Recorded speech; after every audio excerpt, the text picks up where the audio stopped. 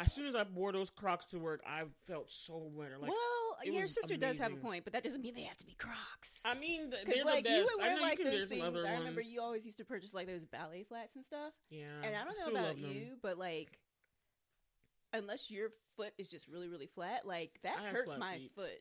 Because like, if my arch drops, it is so painful for me. I have to have good arch support. I have flat feet, so a lot of heavier people do, but like I love my flats though. Like that's my thing. I love my little flat shoes. Just Maybe you should still just see like somebody who like consults on shoes. Because even though your feet might be flatter, maybe they still actually need some type of support thing. I just know that I can't wear something that's too flat.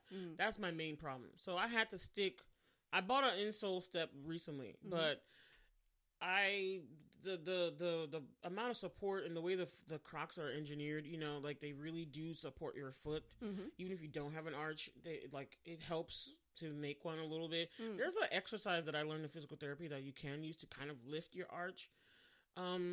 A little bit. Have I done it in a long time? No, but I still remember because it's almost like you're trying to lift that little section Have up. you not been following your instructions, Bola? It was like over a year. It was definitely before COVID, so it's like my mind is blown. But it's like they said you could lift it a little bit. I felt like I would have to do 1,000 times to get it to lift, but I was like, I'm pretty flat-footed. So, but I love the Crocs because they feel comfortable. Like, I'm not gonna lie, the gibbets are cool too. The little things. I have no idea what a gibbet is. The gibbet are the little things that are on top of the Crocs now. That they have like little. If you notice the black ones I wore, they have like my sister bought a whole like black excellence packet. So it has like a girl with a fro on it, and they'll say black excellence, and they'll just be like girl power, and they'll have the little things you can stick in the holes. So there's one. Is that what a gibbet is?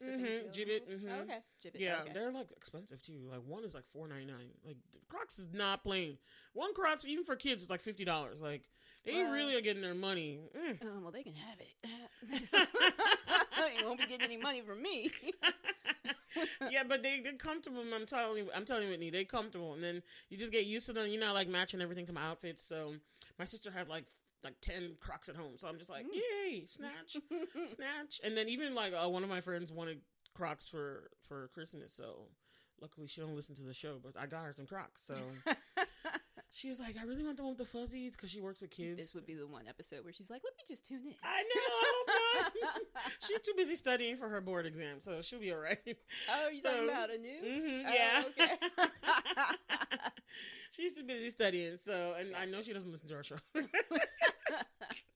But she was like, I want some Crocs. And I was like, you know what? You're going to get these Crocs. You're going to get these Crocs. Nice. Because everybody wanted Crocs. And I thought I was good, Whitney, with Christmas presents. Then my sister changed her mind. And then Tumi told me, don't buy them. To let me know what you want, because I haven't really started yet. And nobody has been particularly forthcoming about what they want. And I'm like, y'all, I need to get started early. And y'all are not helping me. I asked for stuff. What I need is like a nice... I'm trying to figure out whether or not I need a backpack, because, you know, I'll be taking the train to work a lot. So I'm like, I don't know if I need like a really good backpack. But then I look at my age and I'm like, what do I look like with a backpack?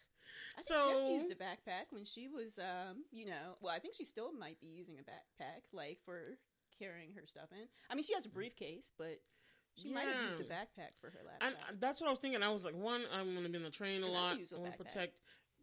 Because I just can't get with the rolling thing. Oh, I'm not doing that. That's just going to be a hazard. What's your other option?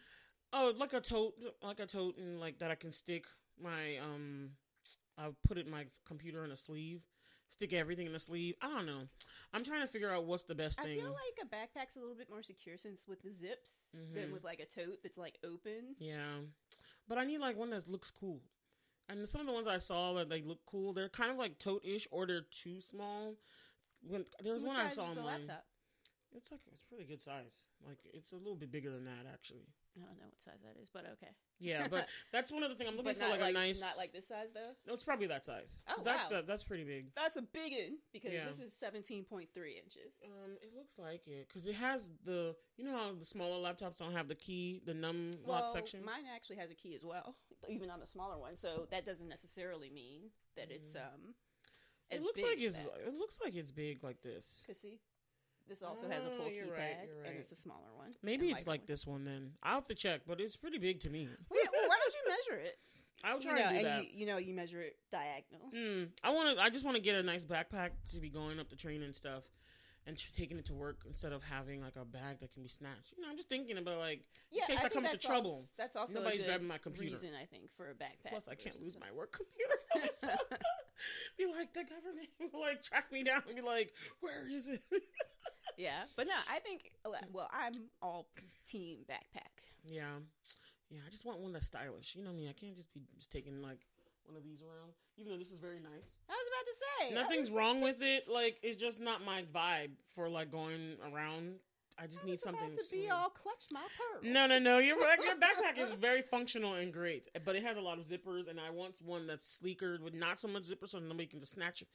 There's this one from Asia where I feel the like the zipper is zippers hidden. help people not to like get to stuff because there's so many. They're like, I don't know which part the actual. But the main one is there, so you feel like the main one. Like I would know if I want something, snatch. Like, but that one's like way up there. It would be like, and plus there's one like really close to it. So like, yeah, I don't know. I'm trying to figure out what's the best thing I need. So I was like, that's one thing I know I really need, and that I'm looking for, like a nice, sleek backpack where I don't know, some engineered type thing. Cool. I saw it before. I saw something from Asia where they had it. The backpack looked so cool. Like you didn't know where the zipper was.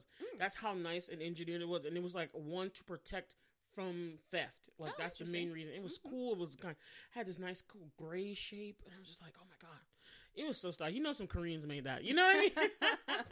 So I'm just out looking for what the best mode for me to. Okay. Yeah, that's one of the things I want, like a new bag to be going up and down with, because I gotta go like every week. Cool. So. Yeah. Well, measure it. Let me know. What you want for Christmas, Whitney? You know what? I can't remember exactly. I will just send you a link to my Amazon list. You can look for something on there. That's what my niece, my cousin has like I asked her, she crafts a Christmas list.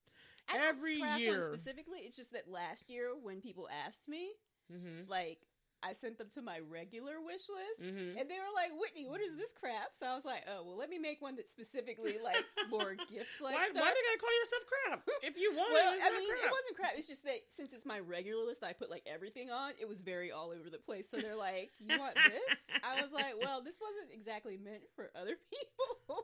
So I remember one of my friends sent me something naughty, and she's like, do you want this for Christmas? And I was like, can I say it on the air?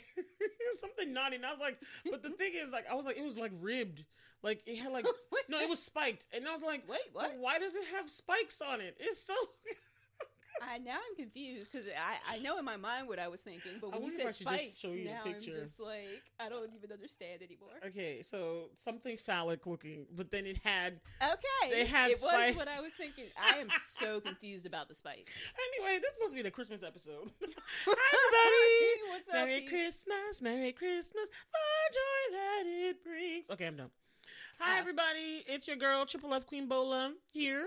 And it's no tagline Whitney here. I actually really like it. It's really, I'm really loving the no tagline. It's snappy. I like it. It pops. Like it. And we are BlerdTalk with Bola and Whitney. Hey, hey, hey. What's up? Yes, and as you guys know, we just be talking, and y'all just be joining us, right? Yeah, well, y'all know I just be starting to record and not telling Bola. I was like, let's get some of this.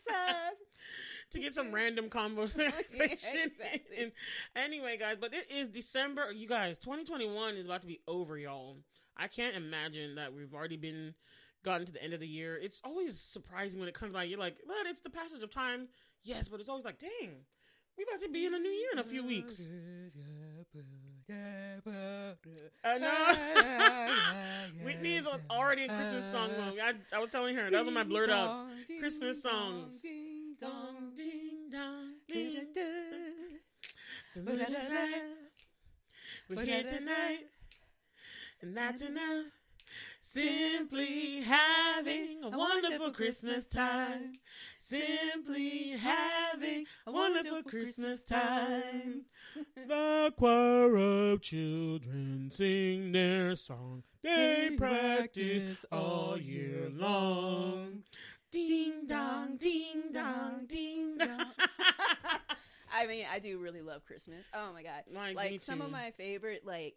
I wonder if Pentatonics is going to put out a new Christmas album. You know what's funny? Every time I think about them doing another Christmas album. And I'm like, haven't you guys ran out of Christmas songs? Surprisingly, no. I mean, I guess because we're so used to hearing all of them, we don't really realize how many there are still. There really are. And you can, like, put a different spin on stuff. They had, like, one that was, like, jazzy, like a song. And I was like, oh, I like this. This is cool. I was teaching the children today at church for Sunday school so they could sing for church. I was teaching them the Drummer Boy song. The one that's... They call me ba-rum-ba-bum-bum. Yes. You know what? I actually have no gifts to bring ba-rum-ba-bum-bum. Oh my God. I love that song. To bring before this key ba-rum-ba-bum-bum. I have no gifts to bring ba-rum-ba-bum-bum. Rum-ba-bum-bum. Rum-ba-bum-bum. Oh my God. It's so good. The kids sound so beautiful today. Owned, like, the little claymation one. The claymation one. I tried to show them that today. I had a little Drummer Boy on VHS. Do you know what they were looking at? I showed them the little clip of the claymation thing, and all of them are like, "How old is this?" I know claymation, but is it really old like that? Like, why is everybody really white? And I was like, "Oh my God, these kids nowadays." Yeah, you know what? Right? Yeah, everybody is pretty white. These kids, yes, but these kids nowadays, they don't play. When you show them older stuff, they're just like, "What is this?" They're like, "This is too slow." And I was like, just listen to the song. Just look at it. It's educational. But we went to another clip where the music, but I wanted them to see the Drummer Boy little claymation video. So, yeah. Maybe you would have had better luck with Santa Claus is Coming to Town. I love that one. That song. You better watch out. You better not cry. You better not pout. I'm telling you why. Santa Claus is coming to town. Oh, but my favorite song for that is Put One Foot in Front of the Other. Hey. And soon you'll be walking across the floor. Yay. Put one foot in front of the other. And soon you'll be walking out the door. From those old claymation Frosty, I love them. Those movies they automatically put me in nostalgia. Like, it does. But you know what? I was like, it's a groovy time. I mean, so peeps, just to let you know, our main topic today is Jingle Jangle. Oh, yeah. A Christmas Journey. Yes, guys. We're in Christmas mode. So, yes, we're doing Christmas this whole month. So, like, after rewatching that, I, like, rewatched a whole bunch of other, like, movies on, like, Netflix. Yes.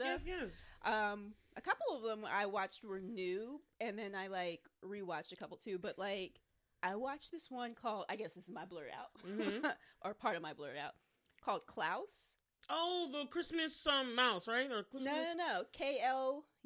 He has a mouse on his shoulder, though, right? No, you're thinking of A Boy Named Christmas. Oh, never mind. Or A Boy Called Christmas. Yeah, I actually watched that one as well. Okay, though, I haven't seen it yet, though. It was not bad. It was okay then. Yeah, but Klaus was. I loved it. Is that an animation? It is animated. It's almost like a cell shading type thing. Not cell shading. It looks like it could almost be 2D, but it's 3. It's like one of those ones. I can't remember if it's 3D made to look like 2D or if it's 2D made to look like 3D. But the animation is just awesome. It's really good. It's the one where is it on Netflix?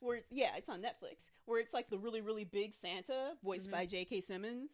You know, the voice of J. Jonah Jameson from like the Spider-Man movies. Oh, I know who you're talking about. I just didn't know which voice over thing you were saying. Yeah, that's the actor's name, J.K. Simmons.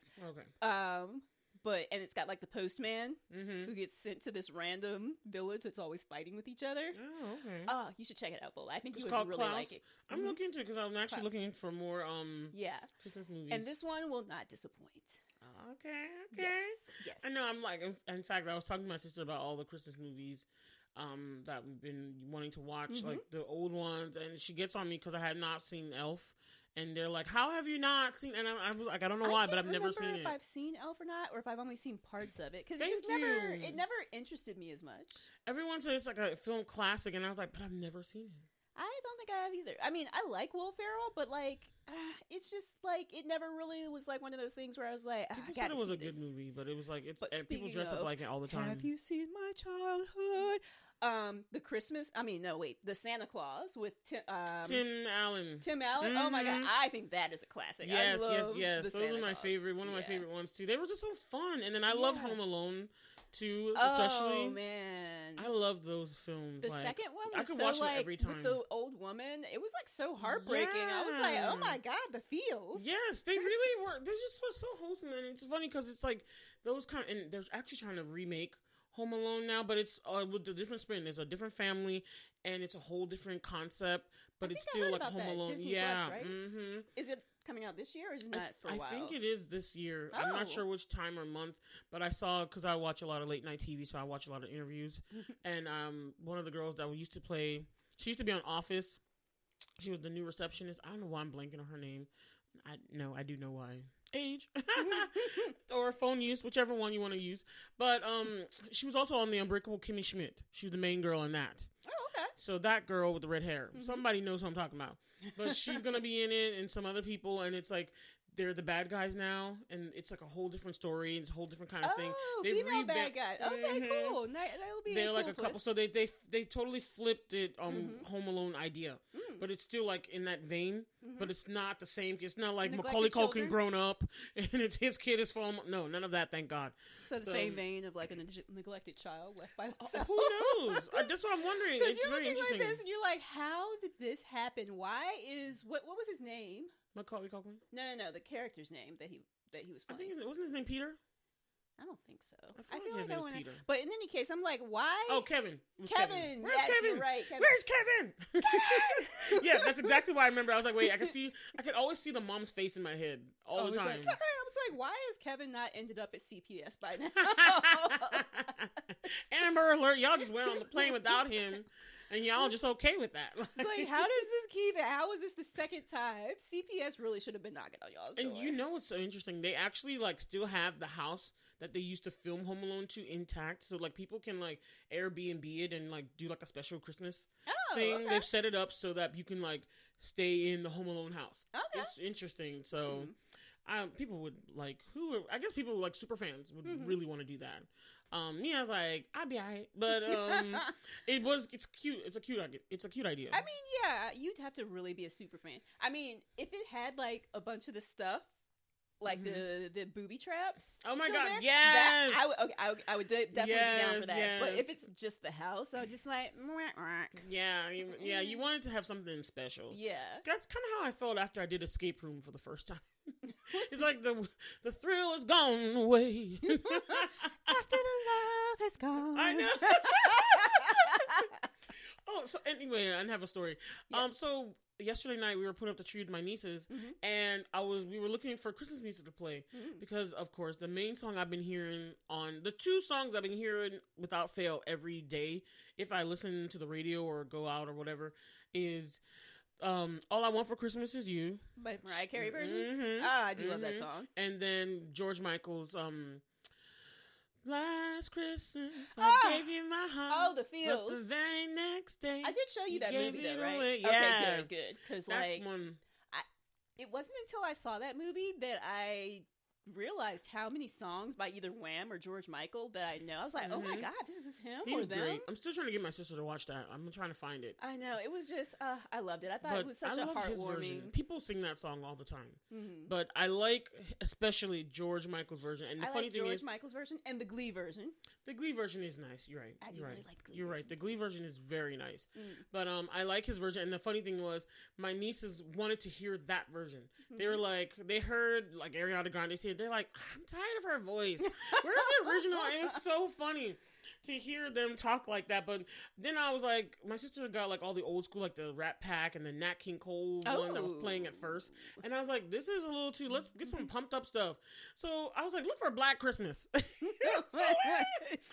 funny thing is, we were listening to the Black Christmas one, and you just have like people like the Temptations or speaking of, one of the best holiday albums are Luther Vandross, This Is Christmas. Oh my god, fantastic. I just love Luther Vandross, period. His voice, oh my god, rest in peace, dude. You were amazing. He is. Also the Motown Christmas album. Yeah, they had I like two one. CDs. Oh my god. I only have the one with 4 tracks on it. Only 4? Yeah, it was like just the Jackson's 5. Why don't you give love on Christmas Day? Yeah, and then the Supremes, and then the Marvin Gaye. Oh, wait, no. You know what? I don't know the Jackson one. The one I know is the Temptations. Why don't you? Oh, well, that was the Motown Christmas album I had. Like, it only had 4 songs on it. Is there what the? Oh, wait, no, it is the Jacksons. Okay, never mind. Yeah. My main thing was, I liked when we were listening to the list of the Black Christmas. Mm-hmm. You heard like the old school. You just have to love Black people because we were doing the most sometimes. You just like they made that song like Rudolph the Red-Nosed Reindeer. Just add all this extra stuff like, hey Rudolph, you know, all this kind of stuff. Like just jazz it up, and I'm like, yes, this is what we need in the house. Do you remember when we went to one of the VMFA After Darks? It was probably your third, but it was the first time I went, and they had like the comedy thing going, and they had the one comic talking about like, you know, white people versus Black people. He was like, Black people be adding in all this stuff, and he was like, if you ask a white person, how does Silent Night start? And they're like, Silent Night. He's like, yeah. He's like, now ask a Black person, how does Silent Night start? And they're like, and everybody who was Black was like, in my mind. We all know the Temptations version where that's how the song. I want you to have America. I don't know the exact one, but like, that's hilarious. I was like, he's right, because like immediately that's the only thing I thought of was in my mind. Like that to me, that is how the song starts. I just love it because they just be like, hop on the housetop, click, click. They just be doing extra, and you're just like, you gotta love Black people. Like, I love the whole Black Christmas. And funny enough, they had other songs. I'm not gonna lie, the one song that was on there that I was like, now you know, Stevie, just don't try it. Don't try it. It didn't work. It was a whole like Beyonce trying to sing a French song thing. It did not work. He was singing Ave Maria. Stevie Wonder singing it, and I just was like, Stevie, it was not hitting it. It wasn't. Oh man, I heard a really beautiful version of Ave Maria. If you go to like New York Broadway around like the holiday time, so even like in November, because that's when we would always go for like our girls trip. Of course, we didn't go this year or last year for obvious reasons. Of course, if you're listening in the future, maybe it's not obvious, but this was like, this is the pandemic years, y'all. So they always do a Carols for a Cure. So they do like charity collect that you can like donate, and the proceeds go to like Carols for a Cure, which is like to fight and prevent or find a cure for AIDS. But they do an album every year, so each of the like main Broadway productions does their own song. Oh wow. And there's a really beautiful Ave Maria, and I can't remember which Broadway cast sings it. A Black person singing? No, it's not predominantly Black, but it's also like a mashup because it's Ave Maria along with another song, and it is beautiful. Remind me, you know what, I'm going to bring it up on my phone so that after the episode ends, I can have you listen to it because it's awesome. But every single year when we would go, I would without fail buy the CD. I mean, you know, I like supporting charity, but I really wanted that CD. But it's about that music though. Because they had different things, like depending on how much you gave, you could just give like $5 and it was just $5. You could give however much and get a t-shirt. You can give however much and get like a signed poster by the cast. Or you could give, I think it was like usually $20 for like the CD. And I would always give $20 because I wanted the CD. But that music was fire, I'm sure. It was. I hope you can find it. But thing, I was just like, Stevie's great, but that Ave Maria rendition was not. I never heard it before. I thought you said it was Beyonce though. No. It was, to me, I was liking it to when Beyonce tried to sing the song Les Choristes for when their film was nominated for an Oscar, and then she was singing all the Oscar songs that year. And I was like, Beyonce, it was terrible. Especially who took French and who can actually sing. I can sing that song in French. And her pronunciation, it was so terrible. You just like, Beyonce, why didn't they just get a French person to come out here and sing the song? They had to do Beyonce. It was terrible. And I was just like, nah, don't do that. Don't go there with it. I've got it ready for after the episode ends. Okay. And by the way, just for all you listeners, it's Ave Maria / I Heard the Bells, and it's by the cast of Wicked. Oh, is it the original cast with Idina Menzel and Kristen Chenoweth? Probably not. Okay, because anything with those two is going to be awesome. Yeah, no, because like, I don't think that I don't know how long Carols for a Cure has been going on, because they're on like volume, because like, this was 2015. And so, she was Dina Menzel wasn't still Elphaba in 2015. Right. But that was volume 17 in 2015. So they've been doing it for, you know what? Maybe they did. Maybe she did have, but I don't, In any case, this was not the one with Dina Menzel. Oh man, but the Christmas time is just so lovely. I've been watching a lot of the new movies too. I watched all the princess movies, the Switch one. You see, I had no real interest in that. How are they? They're actually not that bad. Like, honestly, they're cute. And, like, you just want to have something wholesome to listen to watch for the season. That's just cute. Because, like, your expectation going into, like, a live-action Christmas movie is not supposed to be that high anyway.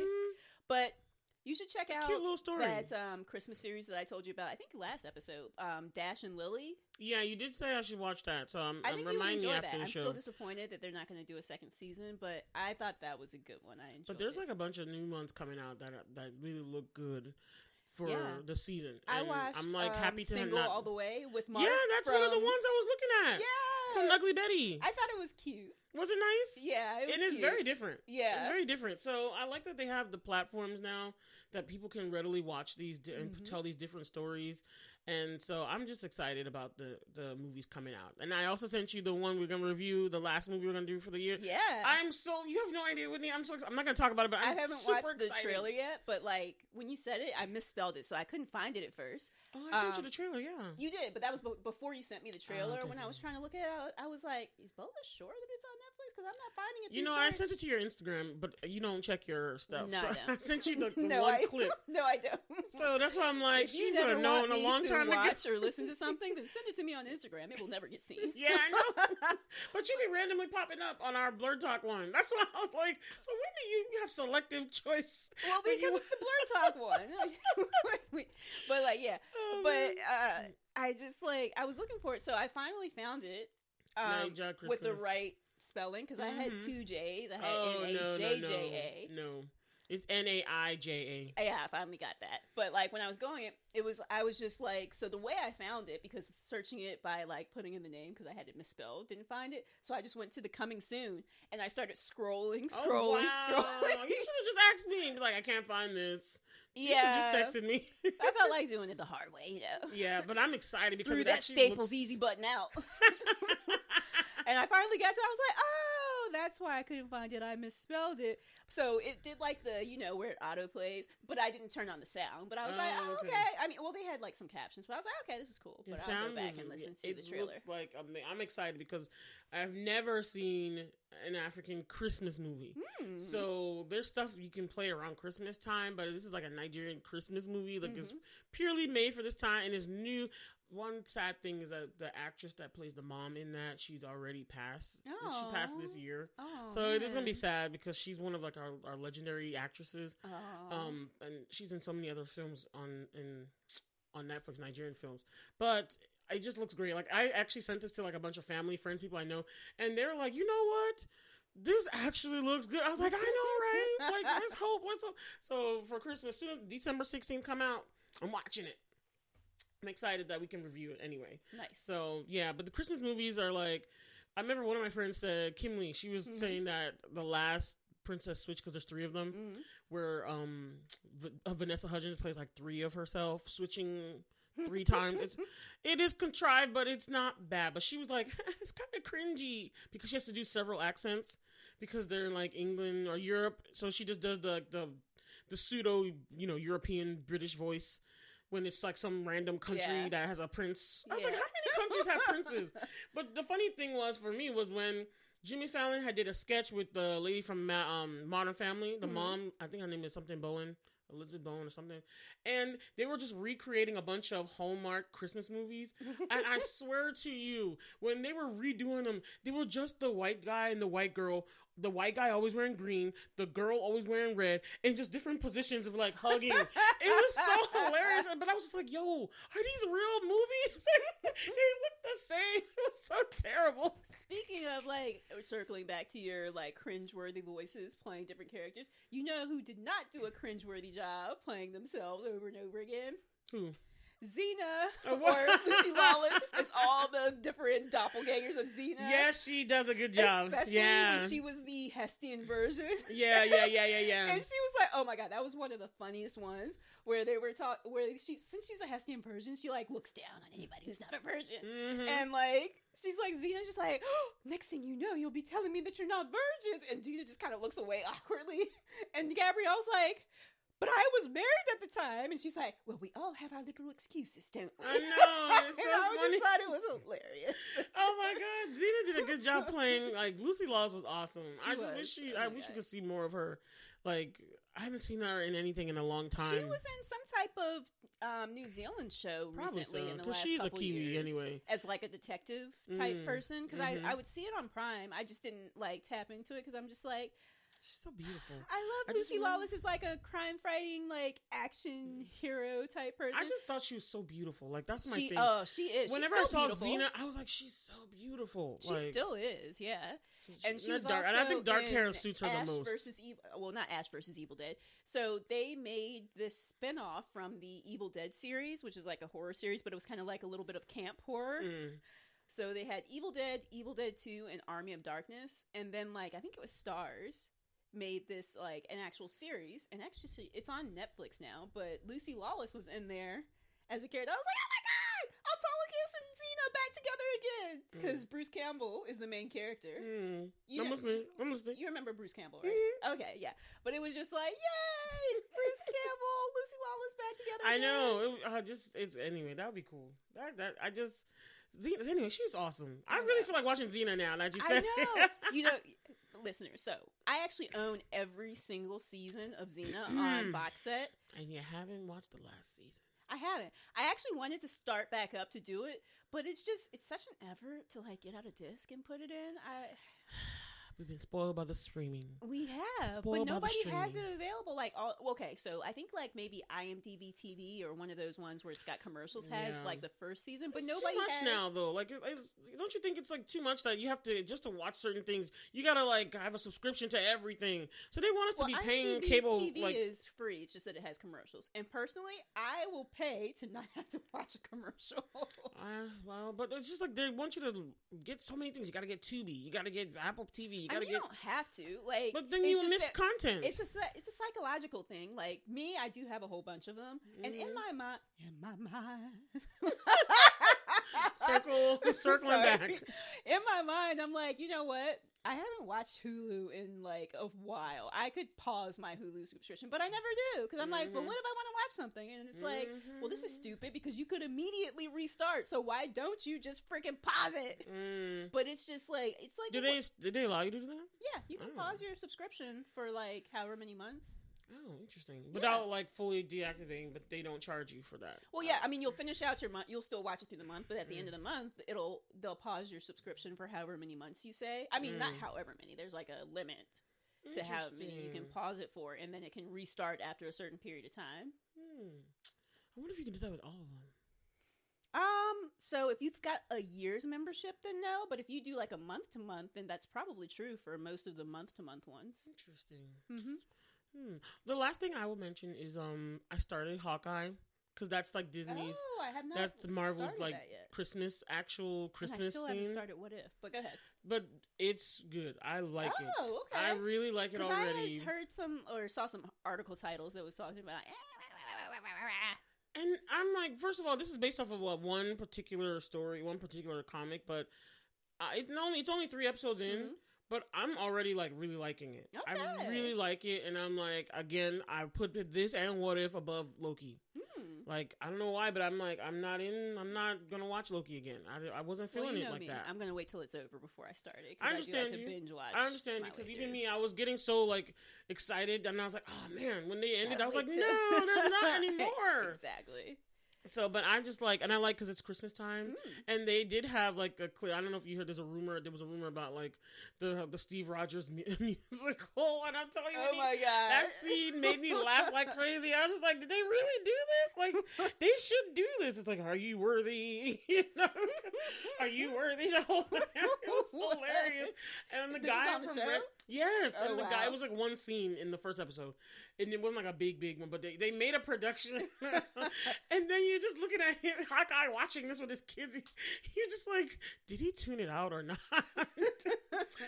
It's very interesting. So I'm waiting for it to finish, and I'm really liking the new Kate Bishop. Who's played by Haley Steinfeld. I just like it, and I like that they're rounding off the year well. You know, nice. so they've got a lot of new things coming up in the next year too. So I'm excited. Blerd Out about that. Sweet. I got one more Blerd Out. Go ahead. So I just actually today finished rewatching Cowboy Bebop, the original animated series. Oh, and how many seasons is that? It's only got one. Oh, It's how only many got episodes then? 26 episodes. There's also a movie that takes place, I think, somewhere between the last episode and like a few episodes before. Did you do this? I because... actually own the movie, to be honest. Did you on do this DVD. because my sister told me that she heard people were not liking the new I Cowboy heard Bebop. that too. I watched it. So I also finished the live action one. Completely finished it today. I personally, I mean, of course, there's some like cringeworthy moments. Like the first episode, it was not like the best start. I mean, not that it wasn't the best start. There was just like some parts that were either overacted or not directed in a way that was great. It probably wasn't the actor's fault. It was probably a directing thing. But and then like the very last episode, when they finally introduced Ed, who was one of my favorite characters. I loved Ed in the anime. That's one thing that pretty much people unanimously have complained about is Ed. Because I feel like people are complaining about the fact that Cowboy Bebop, it's like, it's not as good as the original. I was like, well, why would you expect that it would be? It's very rare that, like, something's going to stand up to, like, the original. Like, I know you're, like, a big Harry Potter fan. Would you say the movie stood up to the original books? I love the movies, but not every movie did. Not every movie did. But that's the thing, though. Like, and I wanted to see some parts, and they weren't there. And usually, like, that's the thing. Like, you're not going to be able to... Get and, like, everything. for example, like, Lion King. They pretty much, scene for scene, like, recreated the Lion King, but just as CGI. And it's like, it didn't have the same magic because, like... No it expression. already existed in, like, the animated form, and you guys just did it as, like, CGI, quote-unquote, live action. Our main disappointment of the year, Mulan. This was our year. This was we bashed it. Mulan went like in a different direction because I personally feel that if you are going to adapt something to a different medium, it needs to be different because the mediums are different, so they call for something different. So like going from Lion King animated to Lion King quote unquote live action, if you were just gonna make like a live action like look exactly the same, then you didn't need to make it if it wasn't gonna really be different. And I like the fact that the live-action Cowboy Bebop is different. Like, storylines and stuff, they've expanded some parts. I thought they did a good job with it. Like, not everything, like, really, to be honest, the first and the last episode are, like, my main complaints. But other than that, I was like, I think this is actually really good. Okay. But, like, Ed only appeared in the very last, like, less than 10 minutes of the last episode. And she is... cringeworthy. And it's because I also read an article about it. It's, you know, when you're adapting it, they did Japanese a good job adapting the other characters to make them, you know, adapting them from an anime to live action, because there's things you can do in a cartoon or an anime that you can't do in real life. Yeah. They did a good job with them. They pretty much like lifted Ed right from the anime, and it's like when you think of how kind of odd Ed is, and that she's an anime character, so she can be kind of like, you can even exaggerate that further. You can't really do that in a live action person. It looks weird. It's really weird. Whitney? That's one thing I have about when they try to take stuff, even sometimes the Asian dramas, and when they try to do it themselves for stuff that, because webtoons are really popular in like Korea. Webtoons are popular anywhere, especially in Asia, and then they take a lot of them and do dramas, live action. Oh, okay. Some of them go well. Like there was a really good one called W that came directly from a Korean webtoon, and they did a phenomenal job. But then there was another one surrounding orchestra, and I forgot what it was called, but they had one of the characters was so weird and awkward, but it's like in an anime it works because we're used to them being that we can suspend with disbelief. It's like it functions well in the anime world. Yeah. But in real life, the character and she was the main one, she was the main girl, and she just sucked. Like I was like, I can't watch this because I can't stand the main girl. But everyone loved the webtoon, but everyone couldn't stand her. Yeah. And so you have all these great actors and everybody doing something, and it was about orchestra music and everything. And I really wanted to watch it. I really wanted to keep going. I had to stop watching it because I was like, the girl is so weird to me. Like she's off, and I can't get over it. Yeah. So it doesn't translate well when they're trying to make them so cartoonish, so anime-ish. Yeah. Some of that stuff doesn't translate to the real world. You gotta make some adjustments. Exactly, I agree. So I think that's what it is. So they've got to do something different, like you said. She should have a quirk in another way that is feasible for the live action stuff. That would be the equivalent in the real world. So she's still really quirky and weird, but not cartoon character weird, which doesn't really translate. I agree. 1-to-1. I agree. But yeah, I just rewatching the Cowboy Bebop anime. It just re-emphasized how they stuck the landing. Oh my god! The anime did or the anime? The anime was good. Because and it's only one season, right? Only one season. What'd you give the live action? Be real. You know what? Honestly, I think I would probably give it 8 glasses. Really? Yeah. That's a solid one, though. It is solid. To be honest, I might have even given it higher if it weren't for the first and last episode. If they had really done better on the ending of the last episode and so the first episode I could have even given it a pass because it's the pilot. They're finding their feet. So, it makes sense that one might be a little shaky. But then, second episode, I was like, oh, y'all really cleaned this up. It's good. So, if they had just really done a better job of sticking the landing on the last 10 minutes of the last episode, because, they did a twist with the characters that I thought was actually kind of cool. To be honest, the thing that ruined it was Ed. Okay. They didn't do one character right. Gotcha. It wasn't even that they didn't do one character right. It was just she was also at the very end. So this is what you end with. It's it kind of leaves kind of a sour taste in your mouth. She appears earlier in the anime series. Is that what you're saying? She appears earlier, and it would have been fine if they left her to the last part because they were the director was talking about how Ed is a really complicated character. So he's if we get a second season, I really want to explore her more because we explored everybody else in this season, and we want to have enough time to explore Ed in a second season if we can get it. And I can understand that, but just the introduction and the character just really, really, they didn't do it right. It's a dissonance almost. Oh no. Yeah. So if they did not have Ed, well, I mean, either if they didn't have Ed or if they executed her better. It could have been a 9 for me, or 8 glasses and a monocle maybe. Okay, but that's really what kind of brought it down because I thought I really appreciate. That's hard too because it's one thing to start off shaky, but you get better. But if you start off shaky and then you end shitty, it's And that's the thing about it because the middle part was really really good, really solid. I would give it 8 to anything like that, Yeah, but if you saw that's the why middle I can't episodes, bump my Eternal score from 7.5. I can't. I still can't. Anyway, we're not getting into Eternals. But yeah. Anyway, let's get into our main feature for the day. All right. So we were talking about Jingle Jangle. Jangle Jangle. Oh my god, I was listening to the music again. Oh my god, that's the thing that really made it so fine. awesome. Let's do first impressions. Go ahead. The first impression was literally the first impression because there's a song and dance number at the beginning of the movie. Sorry, I'm pulling my notes up now, guys. So the song number this way, this day. Yes. It was amazing. And you know what it reminded me of? It reminded me of The Greatest Showman. Yeah.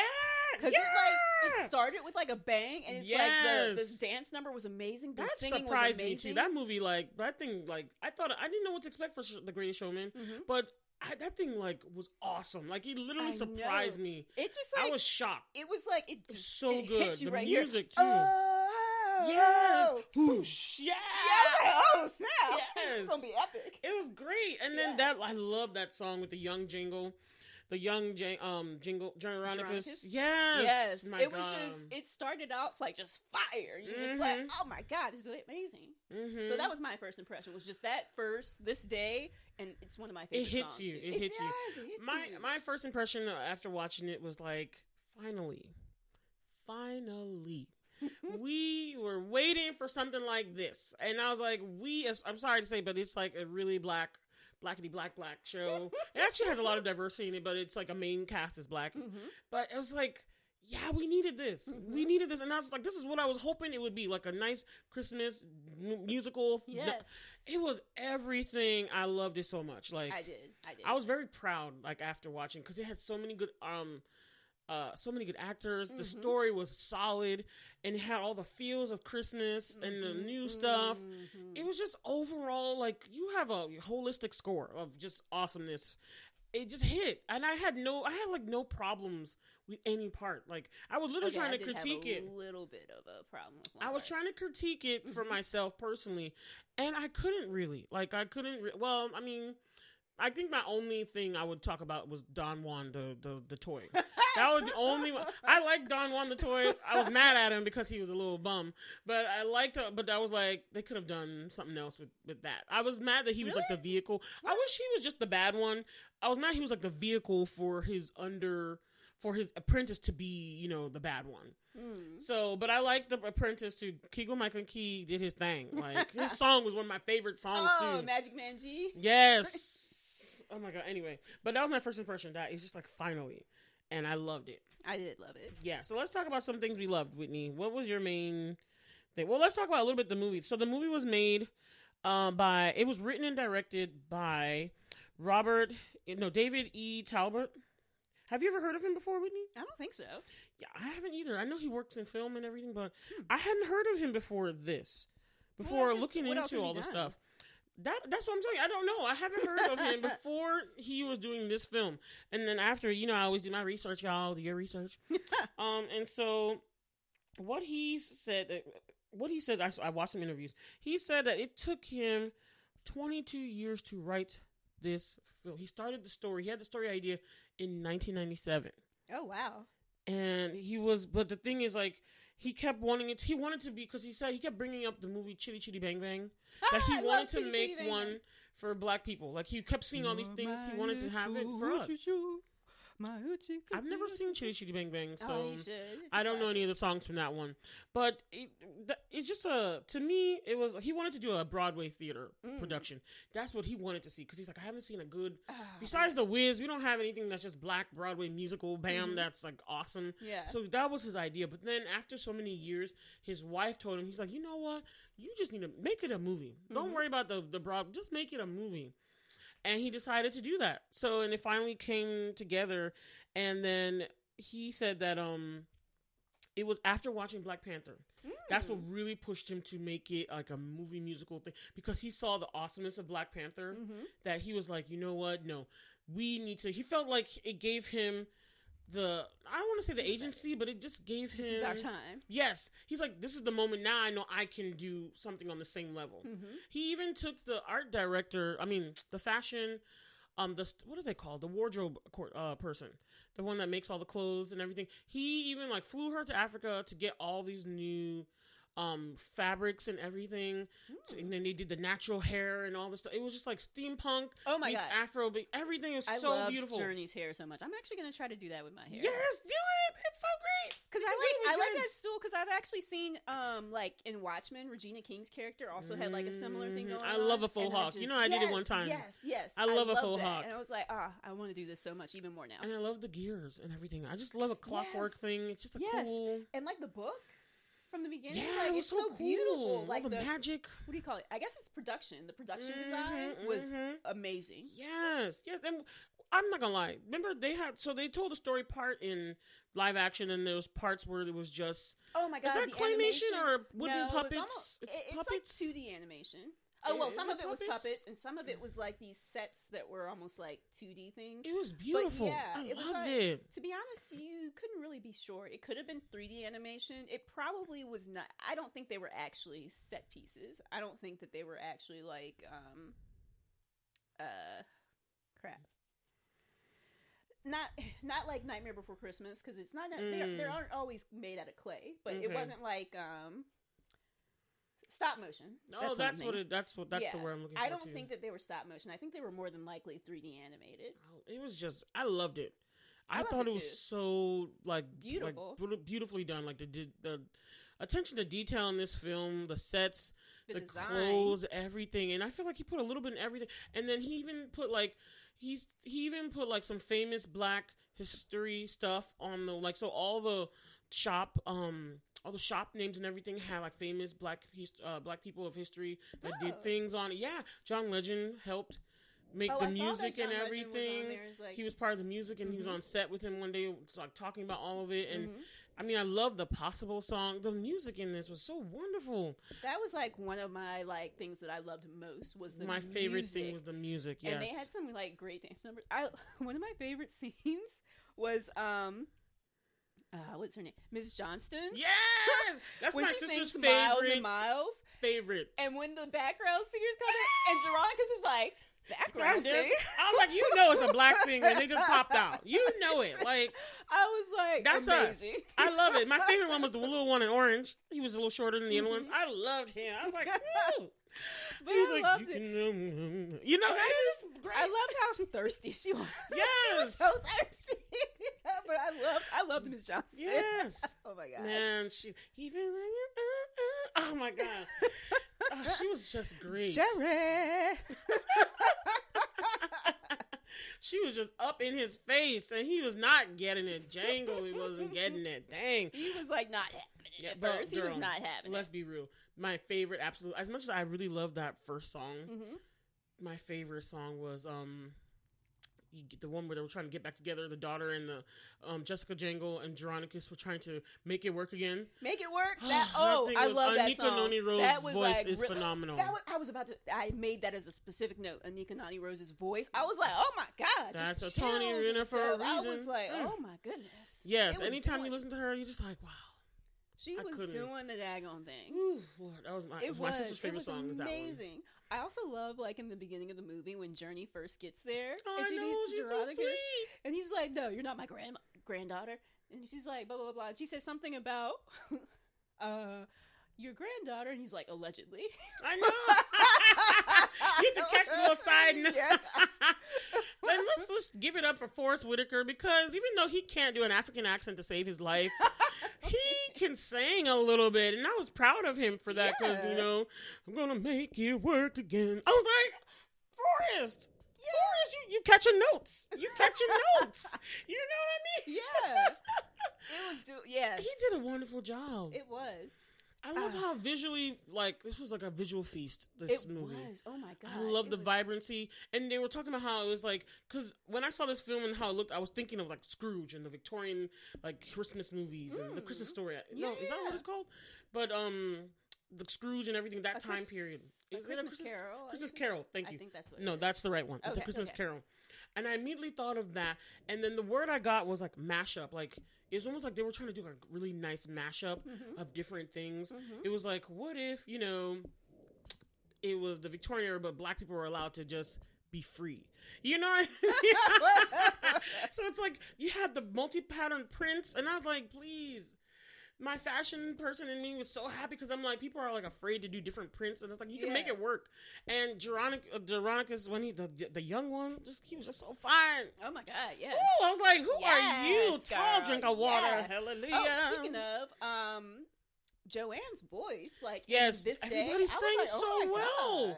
Like, everybody, I was in love with all the hairstyles. I immediately want to do all the hairstyles. Yes. And I was in love with all the clothes. And I love that everybody was wearing such vibrant clothes. It was wonderful. It just made it be so beautiful. Yes, it was like a mashup of fantasy and history and everything. Yeah, the snowball fight, though. Yes, the African dances. Yes, they were doing legit. That was Afro beats. I was like, hey. I was like, when the girls did their dance, I was like, oh, snap. Get it, girls. Thank you. Those are actual African dances, and I was like, I want to learn me some African dance. I was like, they're getting it down there. Yes, it was so good. She was doing the guaria. That's the one with the leg, and then the boys were doing like a lot of the footwork. It was just like even like Forrest was trying to get up in there. I was like, you better dance, Mr. Jangle. That was like on point. I was like, the African dances during the snowball fight. I was like, it was a phenomenal. Yes. I was like, this so culture pleased. is hitting it. That's what I was so pleased. It was like a one for like all the blacks, all the type of blacks we are. Because you even had like diversity in the type of Black people that were there. You had mixed kids. You had darker skin, light skin. You had the British black people were part of the cast. American blacks were part of the cast. You know, it was just really nice to see. Like, there was some white people in there, of course. Mr. Grantham from Downton Abbey was in there. Oh, yeah. Hugh Bonneville, yeah. But, like, I feel like it's for everybody. I feel like when we make stuff for ourselves that's meant to speak to us, it also pulls other people in. Like, if you try to make something for someone else, it doesn't work as well. But if you're just, like, authentically... If you're authentic, like, other people... You get Shang-Chi. Huh? I said, when you're authentic, you get Shang-Chi. Like, other people are drawn into the culture, like, oh, this is vibrant and amazing. Yes, and awesome. It was just on display. The blackity blackness was on display. I loved it. Oh, man. Yeah. Okay, so it was like I guess it was the period. I remember I was thinking, what time period was it? But then I saw some stuff. So they basically were trying to make it still fantasy, but like set it in like Victorian London, I guess, with like Afro futurism, steampunk into it. So I love that whole mashup. Like, it just, to me, it made the whole world it set its own little world, and I liked it. I just was like, I'm fine living right here. Like, I don't know, there's little dolls can come to life, people can fly, I'm just fine right here. You know? I loved it. I did get very much like Peter Pan vibes. Yes. Speak of like mashup, when he was like, I always worked. I just need to believe. I was like, this is very much a Peter Pan. Yeah. And when he did like the Tinkerbell thing. Yeah. Like, you gotta believe my Tinkerbell. You know, that does allude to that. That makes sense. Now I'm getting it that you're saying that. Like, that makes sense. I'm getting that too. And let's talk about the story. What did you think about the story of the of Jingle Jangle? I enjoyed it really overall. I thought it was like a really solid story. Like, I mean, the music really like flared it up, but like, because like the make it work part and like the heartbreaking part when they're talking about how he lost his wife and lost everything, and but like talking about how like Jessica lost both parents, and I was just like, oh my god, like, I was sad about that too. I was like, how are you just gonna let her run off by herself? Like, that's your daughter. Stop playing. He was so grief stricken that he couldn't. And then like when she comes to pick him up and like he opens the cabinet with like all those letters that just I like, know come out. I nearly cried. I was like, why didn't you send? I remember looking at my sister when we were watching it. I was like, why didn't he send those? And my sister's like, some people they can't say how to. Some people can't like they can't send it. They can write it, but it bothers them so much they can't send it. And I was like, you know what? You right, chick. You right. And let's just talk for just one moment about grandmother journey. Oh yes, Felicia Rashad. Bam, bam, bam. I loved when she was like voiceover and she's talking about he wrote these letters, but I guess they hadn't invented I'm sorry by that time. And I'm like, oh my god. Oh, you always catch the shade. You know what? You do that with me. You catch the good, the funny words. You do catch all the shady comments. She's like, you heard that bit of shade right there? Because I didn't even catch that until you said it. It was. I thought that was funny. That was hilarious. And I didn't even know. I love that she was journeying all grown up. Oh my god. Well, all grown up as in she was the grandma. Yeah. And her kids were always. But I also was like, looking like, so do y'all not know your grandmother's name though? How do y'all not know that y'all own an entire factory? You know what? It's so interesting. Sometimes it'd be like that. It'd be like that sometimes, because I know in our cultures, I know a bunch of aunties and uncles, but I don't know what their names are. I'll be like, auntie this and that. Who is that? I might know their kid's name. So sometimes I'll be like, oh, mommy this, mommy that, like Boomy's mom or Funke's mom, like something like that. But I'd be like, I don't know what her name. I'd be like, oh. I was like, when was her name Teresa? Like, you know what I mean? So it's just like, I could get it, but for your grandmother, that's weird. Yeah. But I was like, how y'all not know? I was like, you ask your mom? Number one. And number two, how y'all not know that this whole big old factory that's on the giant hill, lit up, all bright and stuff, is y'all family. That's hilarious. With the big ass J. Oh, that's funny. It's like, I don't understand. Oh, that's really funny. Oh, man. Oh, anyway, I wanted to talk about some of the themes that we saw in the story, right? So, one of the themes I saw was, like, the effects of betrayal. So, if you look at the story, whole kicks off as Jeronicus Jangle's, like, the best inventor of time. He has so much imaginative ideas, and he believes in himself, and he tries everything, and he's so full of passion and wonder. Yes. And this one betrayal, I mean, it's a deep one.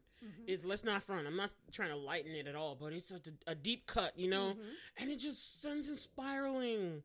And it's just so sad when that kind of thing happens to anybody. Yeah. And you just show the effect of like one injury, you know, one wound. It kind of like you said, stunts his whole life. Kind of like in our last movie that we talked about, Promising Young Woman. This one, like this one violation. Hers was a violation, really. But that one violation just like sends two people's lives on a whole different thing. You know, what do you think about that, Whitney? But I also think it was, well, actually in both cases, like Promising Young Woman and here with Geronicus, it's like also how he reacts to it. You can understand there's going to be like some hurt and like some like fallout from it, but he let it like poison him into like bitterness, so much so that he sent his daughter away. Yeah, he lost his family. How do you lose your family? Like you said, he lost his spark. Like he was so like consumed by bitterness that he couldn't even like get his creativity back up because he had let this disillusionment just kind of took over him. He was like disillusioned by everything, and he just lost all of his wonder, all of his passion, everything, no fire. Yeah, he was definitely not trusting. No belief. Because, like, that was the whole thing about with, like, the Buddy 3000. He was like, I've always worked. I just needed somebody to believe. Oh, look at you, Whitney. Look at you. That was it. And I think I liked how it shows in David E. Talbot's life, because it was like he had to keep believing for this story because he got the idea so long ago and it wasn't working and people didn't like it and it took forever. But he kept that alive, that he's like, no, this story still needs to be told. I'm going to retweak it until we wait for the right moment. And he found the right moment, because I feel like he also needed like a vehicle like Netflix, who's willing to give people creative reins. Whereas like, years and years ago. It would have cost a lot of money. I mean, I still feel like it costs a lot of money to do the film. I feel also like years ago, before things like Netflix were here, and maybe even things like HBO was still here, but I feel like Netflix gives creators more creative freedom than maybe other things do. Like the studios. It's like the big studios are very limiting. Big studios do. And they also take more chances, like with these diverse stories, like what we're talking about and stuff, and are willing to spend money to do it. Yep. Where the gatekeepers keep. That was, and I know people are tired of hearing like I saw something this morning, a tweet, it was like a tweet thread about people were saying how they had done The Wiz live action, but it was all black cast, and then some really ignorant folks were like, The Wiz, it's all black cast, that's racist. You know, some losers were doing that. And people were like, really, y'all coming for The Wiz? And it's like, the only reason why we celebrate the all-black cast is because for so long, we couldn't do nothing. It was us just watching white stories all the time.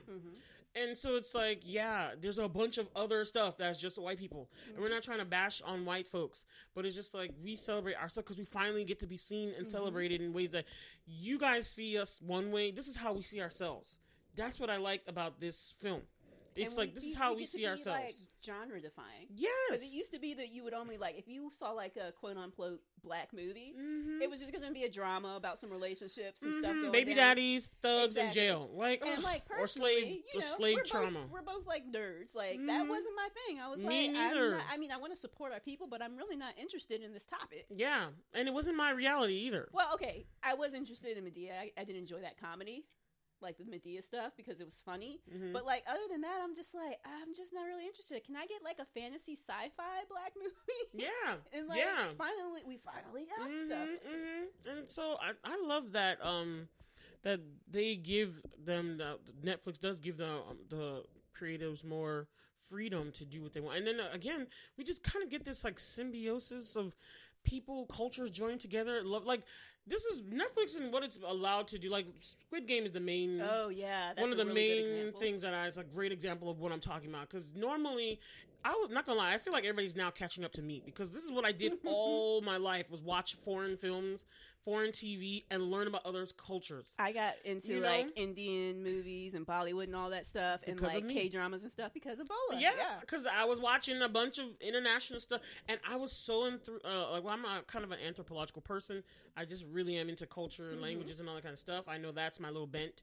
But however, it was like, I got to learn. I didn't get to go to those places, but I got to learn about people that might look different from me and what their culture says and what they do in other parts of the world. It's not just America or not just even my Nigerian family. Right. Because those were the two cultures that I was seeing. I got to see, but my best friend's Indian. Let me find out about her culture. Let me find out about my friend Ivy's culture over there, Philippines, or, whatever. Yeah. And then just makes you more open, loving, tolerant kind of person to experience and appreciate the beauty of the different kind of people we have. It's not your culture, but you can appreciate it and see what somebody else is doing, what somebody else is feeling, look like, all that kind of stuff. And I just think it's better for humanity. You know what I mean? I agree. If we all kind of look at each other that way instead of making the differences make you hate each other. Why don't you give love on Christmas Day? On Christmas Day. No greater gift is there than love. What and don't be racist. Yes, the world needs Get it, Whitney. love. Why don't you give love on Christmas Day? On Christmas Day. See, I'm still singing the Jackson 5 one. I am That's too. my. Because I was like, Michael was still a baby hitting those high notes, Okay, another theme. You know what's so funny? My sister came up with this quote. She said that for her, Jangle was Jangle. He had a gentle voice but a sharp tongue, because he had those little points. Zingers. But it was like he had a gentle voice. That was one of the things she liked about Forrest Whitaker.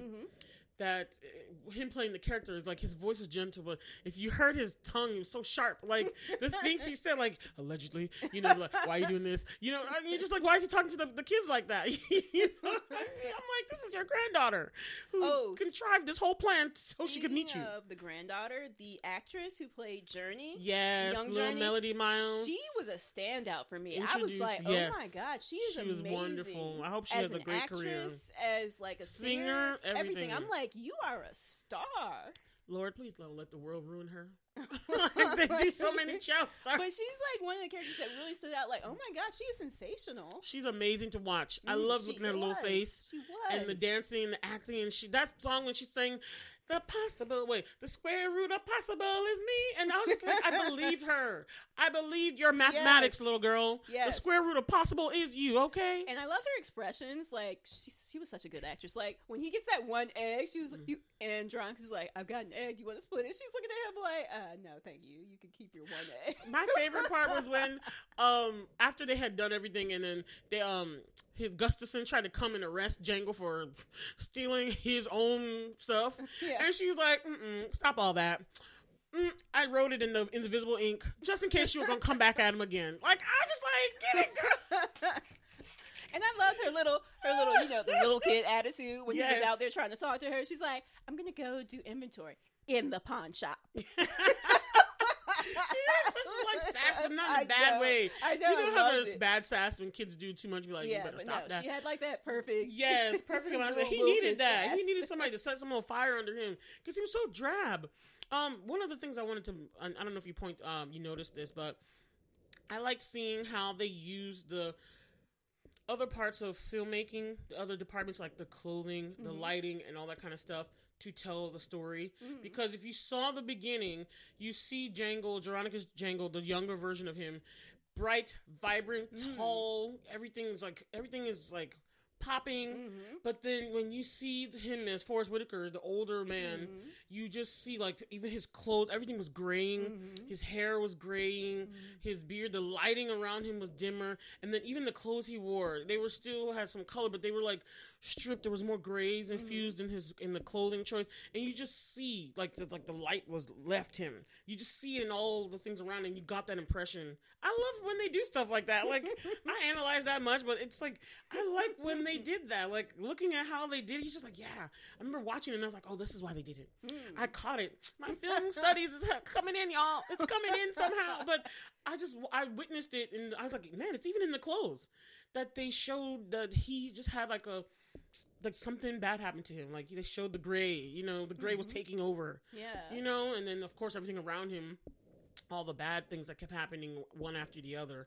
It was like compounded stuff happening to Veronica's Jangle.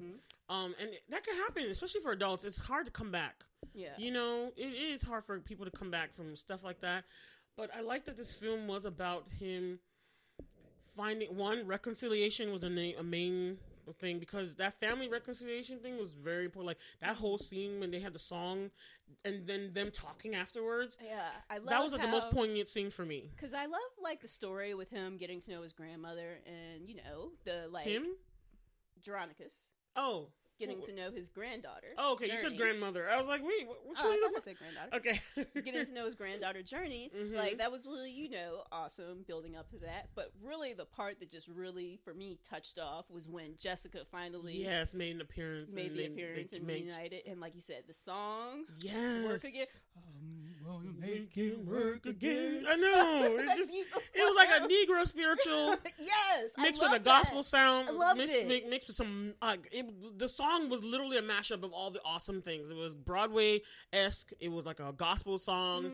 It was like a Negro spiritual. And just the yes. you just like, and like the hitting the hammer. I was like, the dancing, like fire. The dancing, like the background dancers. Can I just say they were getting into all the scenes? Yes, every scene where there was dancing, people were getting in, flipping and stuff. Especially like for me, still the beginning number, This Day, the dancing and that. I was like, oh my god! I was like, did two people just backflip onto? I would have hit somebody. First of all, I wouldn't be flipping, but second of all, I would have hit somebody trying to do a backflip against another person doing a backflip. I know they shot it at a lower angle, but it was just, it looked great to me. It did. It was awesome. Oh my goodness. I wanted to point out these quotes. You already mentioned the Afrobeat song during the snow fight, so I personally, as a Nigerian, just felt happy. I was like, yes, we're here, Lord. We're here too. They appreciate us. Anyway. These are two quotes. Send me some like YouTube clips. I want to learn some of these dances, especially the one that she was doing. I was like, oh, that is fire. I will show you all of the clips. I have them. I'm gonna go stunt on my family at the next get together. I'll be like, gotta get my knees working at least. Grease some knees. Like my older age. Grease them ankles, grease them joints, girl. Grease them. Okay, so I like two quotes from this movie. One that these two quotes stuck out to me the most. So I don't know. I'm gonna say the quote, and I want you to tell me what you think. Okay. So, Dronicus was saying this to Journey. He said, the magic isn't just... No, not Dronicus. It was Miss Johnston was saying it to Dronicus after that scene where he kissed her on the cheek. Oh, yeah. And he was finally coming to the idea of her. And be like, hey, there's still a woman here that wants to be with your old crusty self. You know what I mean? Because I was wondering what she was giving him the time of day for. But anyway. The heart wants what it wants. Right? So it says the magic isn't just in what you lost, but what you still have. Oh yeah. Let's talk about that one for a second. Let's talk about that one for a second, Whitney. What do you think? I agree with you. I think that was like actually a really big theme throughout because he lost something really, really important to him. Like it was his own apprentice betrayal. That's like, and like he says at the end, he was like, "I was gonna show you everything." So that's just like, so heartbreaking. But like. The big theme was you lost something, but you still had so much. Yeah. And you just let it slip through your fingers. Yeah. Now, I understand that the wife got sick and she passed away, but your daughter was still there. Yes. And you let her slip through your fingers because you forgot about what you still had. Yep. And it just comes to... It's really about appreciating that because sometimes we can't see because we're so focused on the things we lost or the things we don't have even that we take for granted the things we have. And that happened to me a lot of times too. That I have to always like remind myself to be grateful and give thanks every day because you would look at it. Everyone's always like, "Oh, some other people might have." I remember you used to think that phrase was so trite because you're just like, "Yeah, I know other people are like worse off in the world," but it's like, no, like this could happen to you here in this place. You don't know. Tides can turn, switch, flip any which way, anytime. You need to be grateful for the things that you do have. You might not have this killer car, but let's look at it. You ain't on a bike. You ain't on some roller skates. You ain't using the bus. You got something to take you to and fro, okay? It ain't a Mercedes. It ain't a Lamborghini with the suicide doors. But it's something, Yeah. And it's like, you never know. I really, really like that she said that. We have to look at what we still have. And then if you think like, oh, this person stole something from you or you stole an idea, you can have other ideas. It was an injustice and they will get their comeuppance because that's how the world works. But however... like you said, he could still have come up with an even better idea if he allowed himself. Mm-hmm. You know, then those ideas were stolen from him. Okay, so here's my second one. He's I like this one because Veronica was talking to Journey, and Journey was, I love that she kept saying, because I feel her so bad, because she was talking about how she didn't feel like she fit in anywhere in the world until she met her grandfather and got into his world. She's like, because this is the same thing I'm dealing with. This is the same thing I can do. She can see all these things and everything, and she had magic in her too, to dream and believe and make all this stuff.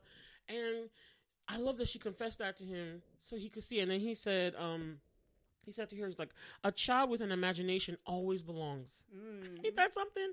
And then he said, when people are afraid of, he said, don't be afraid if people can't see it. What you see, hold on, let me rephrase this. He says, don't be afraid if people can't see it, but you should be afraid when you can no longer see it. And so I just like that whole thing about, like, when you have dreams and things you want to do and be, and it's like, because that's what happened to him. He could no longer see what he had.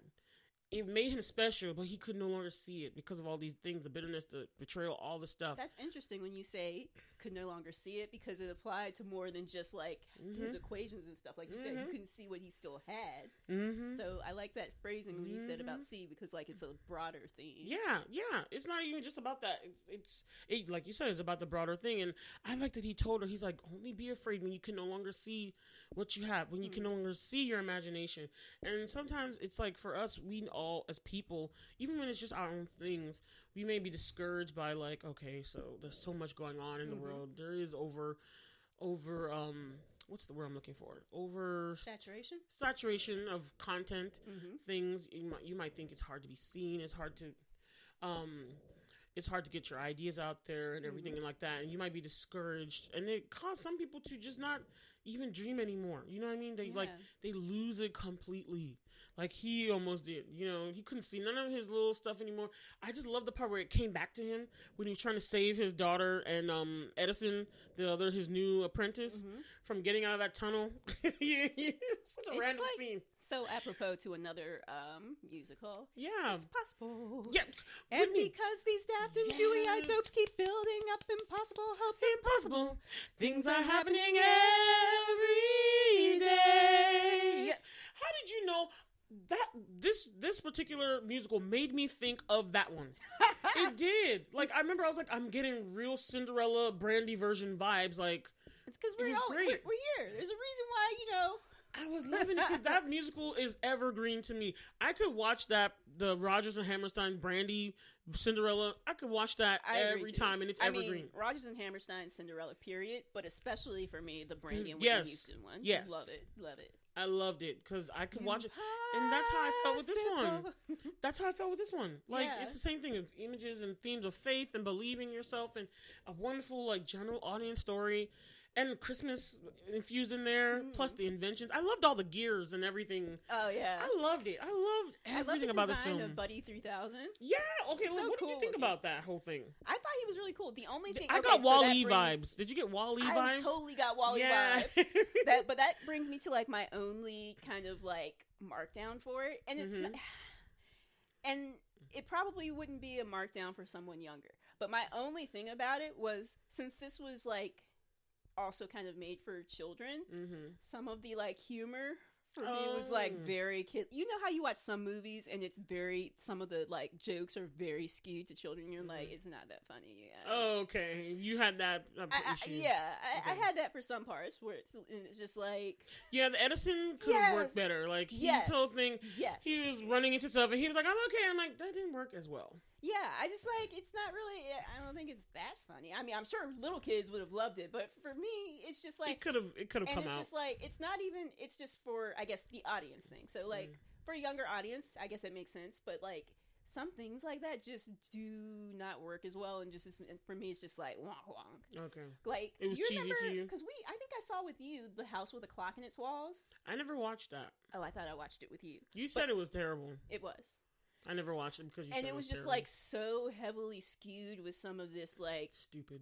Yeah, stupidity. like kid focused stupid, and I'm like, I feel like you can do kid stuff, but not make it so basic. It was basic.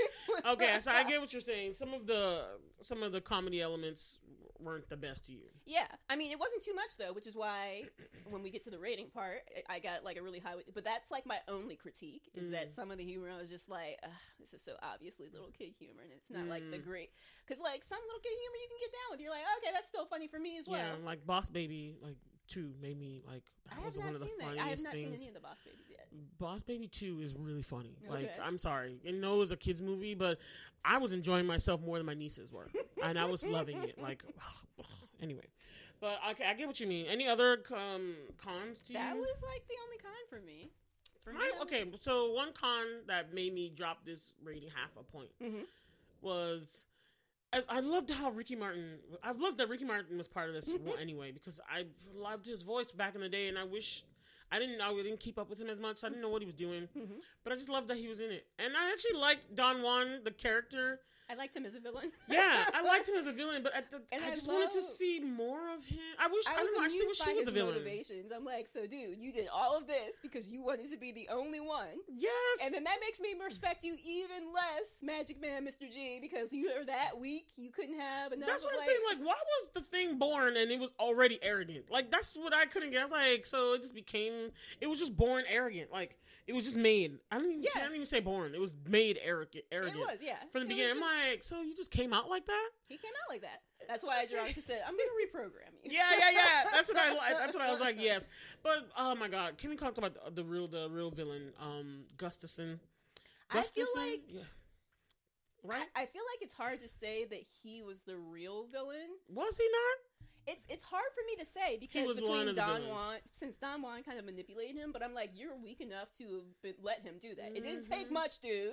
He didn't really have to press. And then you still had to come after stealing making all his money off of his designs. You still tried to come at his one thing that he had. How, when they like the cops came for Draconic, yes, he was like, and all of that and all of that I exactly. Every time that Don Juan was like, yes, that we were doing it together.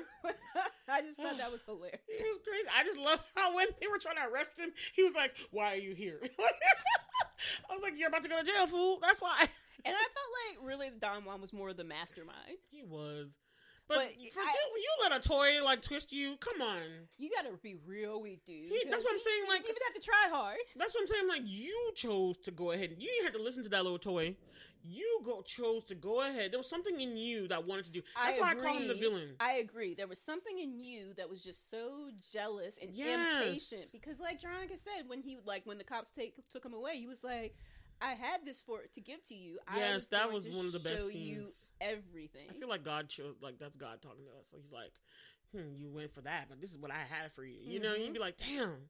You saw his face just melt. Like he was like, wow. He was like, all I needed you to do was wait. And he was so good to him. I was like, he was good to him. He was part of the family. You couldn't wait one day, dude. You let this little action figure doll you didn't even think about manipulate you into this, and he asked you for one day.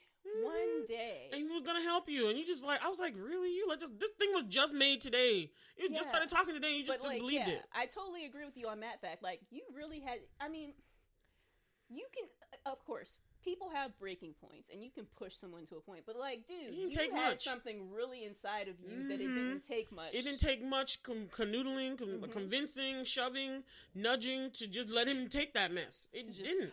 Borrow indefinite. I love that. Borrow indefinitely. Definitely. Exactly. And I was like, listen to what he said. You know, that's like the antithesis of the word. You can't, indefinitely means like forever.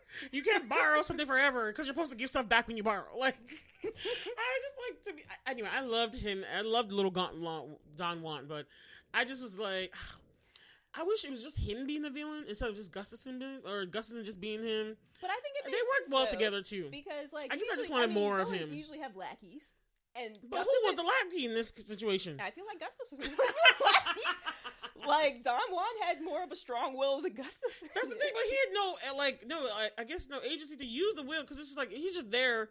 Like the only thing was that he just wanted to be one of a kind. That's it. And it seemed like he was running stuff because he was telling Gustafson what to do. So I would say that he was the mastermind. He was interesting. I don't know. I don't know if I would say he was the main villain because, like you said, like it didn't take much. But I would say he was the mastermind, though. Yeah. Because it seemed like the reason they kept going was because of Don Juan. Like, oh man, but I liked. I watched behind the scenes and I saw Keegan Michael Key. Lord have mercy. Anyway, I saw him talk like at the wrapping of that whole dance number he had because he was like geared for musical theater, and like this was like the first role he had in the wild. Prom? Wasn't he in Prom? That came after Jingle Jangle. Oh, okay. Because I haven't seen that yet, but I had it on my list. I need to see it because it looks like it would be good. This was like the first role that he was trying to get to his. He's been doing mostly comedy, but he was trying to get to his musical roots from the beginning, and he finally felt like that in this project, and he just couldn't speak. He was just so overwhelmed with like emotion. I was like, love that. But when you saw him do his thing, I was like, yo, you can sing like really well. He was good. Dance, he was amazing. I love that song. The ending of Magic Man, Mr. G, where like the guy when he's like hitting the high note, and then the thing flies into the guy. He's like, that was hilarious. Oh my god, Jingle Jangle was amazing. Should we go to the reviews, or is there any other thing you want to comment about? I think that's probably all I had there. I think we covered everything that I had. This movie had such amazing people. I'm gonna keep looking out for the people that were in it too, because I'm pretty sure they're all like Tony Award winners. Like the people that played them younger. What was their names? Madeline Mills is young Journey. Yeah, Justin Cornwell played oh yes, fine self. Yeah, and then even the girl Diana Babak-Canova played Jessica Younger. Kieran Dyer, who's a British boy, he played Edison. Latimer, all of them. I'm gonna look out for them, and especially the little girl, Madeline Mills. I hope to see her do way more stuff. I really do. She was so magnificent. And Miss Johnston, Miss Lisa. Oh my God, yes, Lisa Davina Phillips. She was amazing. Loved her. And then Hugh Bonneville, you had a little small part, but props to you because you're Mr. Grantham. Okay, I love him always because he was Mr. Grantham. All right, so let's get into our ratings. Yes, and you so go first. I really honestly. You know what? No, I'm gonna go ahead and give it back to him because what it does for the culture, I have to give it back. So I'm gonna go ahead and give it 10 glasses. 10 glasses. Nice. 10 glasses. I am going to give it. Because I would watch it again. So if I can watch it again and love it, I would and sing along. I'm gonna get the album. I loved it. 10 glasses. I would give it 8 glasses and a monocle. Okay. All right. So that is our score. You gonna average it for us? Yeah. Let me. Are there any contact lenses in it? I'm sure there will be. All right. Let's see what this averages out to, y'all. It averages out to 9 glasses and a contact lens. Hey! So what was the point? What was the point? Oh, 9.25. Because, monocle's 0.5 and 0.25 is a contact lens. Yes, exactly. I'm feeling you. All right, guys, that is our first Christmas movie podcast episode for the month. Of December 2021. Yes, guys. So hit us back up. We are going to be talking about another Christmas movie at the end of the month. Well, before the end of the month. Oh, okay, fine. Yeah, before. All right. We'll do that. We'll hopefully not wait all the way to the end. You're right. We shouldn't. All right, so just make sure you guys are with us for the rest of this month, okay? And just keep the Christmas spirit up. Like, comment, hit us up on Instagram. Christmas, let us know what you guys want us to watch. The very next day, you gave it away. Hey, this year, to save me from tears, I'll give it to someone special. I really feel like this is our Christmas song episode. All right, y'all. We're going to blur it out. Y'all have a wonderful, wonderful day. Bye. Out. Thanks for listening to our podcast. Please subscribe to our show on whatever podcast listening app you use and share the show with other Blerds and non-Blerd family and friends. And if you like our episode, please rate and review us on iTunes. The intro and outro music is Twilight by Caption. You can find them on SoundCloud. Username Caption, spelled Capshun. The show notes are by Bola, Hanson, and the audio engineering is by Whitney Booker. And you can contact us by email at blerdtalkbw@gmail.com. And also, don't forget to get social, you guys. You can find us on our social media at Instagram and Twitter, with our @handle being @BlerdTalkBW. And we've got our individual things going on too, y'all. So you can find me, your Blerd Fashionista, on Instagram and Twitter at BolaStoryB. That's B with 2 E's like the insect. And I've got my own personal YouTube channel, just Bola Sade. That's BOLASHADE. D as in dog, E as in elephant. And this is Whitney. You can find me at my company, Luminavi Studios. The email address is wit@luminavi.com. That's WHIT@LUMENAVI.com. You can also find me on Twitter at Luminavi Studios.